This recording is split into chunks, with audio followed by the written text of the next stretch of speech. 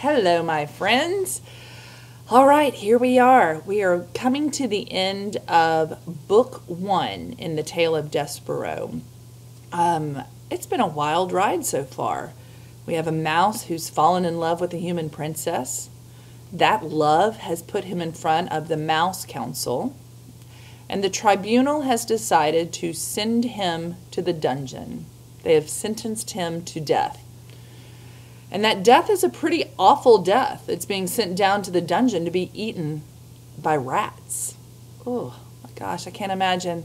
And poor Despereaux, there he was, all alone. His brother had turned him in. His dad was the one that called the Mouse Council together. His dad was the one banging the drum. His mother, the drama queen, was making everything about her. And now the threadmaster has put the red thread of death around his neck, and with a little bit of kindness has sent him on his way. We're now on chapter 13, page 67. Will you do me a favor and will you find that right now? Chapter 13, page 67. All right, are you ready? I am too. Chapter 13, Perfidy Unlimited. Together, the three mice traveled down, down, down. The thread around Despereaux's neck was tight. He felt as if it was choking him. He tugged at it with one paw. "Don't touch the thread," barked the second hood. "Yeah," echoed the first hood. "Don't touch the thread." They moved quickly, and whenever Despereaux slowed, one of the two hoods poked him on the shoulder and told him to keep moving. They went through holes in the wall and down golden stairs. They went past rooms with doors that were closed and doors that were flung wide. The three mice traveled across marble floors and under heavy velvet drapes. Those are curtains. They moved through warm patches of sunlight and dark pools of shade. All right, that's a good one. Here's our light and our dark theme coming to the surface again. Let's think if this is literal light or figurative light. I'm going to read this sentence one more time. They moved through warm patches of sunlight and dark pools of shade. What do you think? If you said literal light and dark, actual light and dark, you're correct. What they were doing is they were walking past windows, and there were pools of light, and then there were shadows. So literally light and dark. This, thought Despereaux, was the world he was leaving behind, the world that he knew and loved. And somewhere in it, the Princess P was laughing and smiling and clapping her hands to music, unaware of Despereaux's fate. That he would not be able to let the princess know what had become of him seemed suddenly unbearable to the mouse. "Would it be possible for me to have a last word with the princess?" Despereaux asked. "A word?" said the second hood. "You want a word with a human?" I want to tell her what has happened to me." "Jeez," said the first hood. He stopped and stamped a paw on the floor in frustration. "Cripes! You can't learn, can you?" The voice was terribly familiar to Despereaux. "Furlough?" he asked. "What?" said the first hood irritably. Despereaux shuddered. His own brother was delivering him to the dungeon. His heart stopped beating and shrunk to a small, cold, disbelieving pebble. And then, just as quickly, it leapt alive again, beating with hope. "Furlough," Despereaux said, and he took one of his brother's paws in his own. "Please let me go. Please, I'm your brother." Furlough rolled his eyes. He took his paw out of Despereaux's. "No," he said. "No way." "Please," said Despereaux. "No," said Furlough. "Rules are rules." Reader, do you recall the word perfidy? As our story progresses, perfidy becomes an ever more appropriate word, doesn't it? Do you remember this word? Did you look it up? We haven't talked about what it means yet. Let's see if you can guess. Perfidy was certainly the word that was in Despereaux's mind as the mice finally approached the narrow, steep stairs that led to the black hole of the dungeon. They stood, the 3 mice, 2 with hoods and 1 without, and contemplated the abyss before them. And then Furlough stood up on his hind legs, and he placed his right paw over his heart. "For the good of the castle mice," he announced to the darkness, "we deliver this day to the dungeon a mouse in need of punishment. He is, according to the laws we have established, wearing the red thread of death." "The red thread of death?" repeated Despereaux in a small voice. Wearing the red thread of death is a terrible phrase, but the mouse didn't have long to consider its implications, because he was suddenly pushed from behind by the hooded mouse. The push was a strong one, and it sent Despereaux flying down the stairs into the dungeon. He tumbled whisker over tail, head over foot, through the darkness, and there were only 2 words in his mind. One was perfidy, and the other that he clung to was P. Perfidy, P, perfidy, P. These were the words that pinwheeled through Despereaux's mind as his body descended into darkness. Boys and girls, do you remember the definition for perfidy? Perfidy is a word for betrayal. When you violate someone's trust, when you betray someone's trust. It means that you've done wrong by them.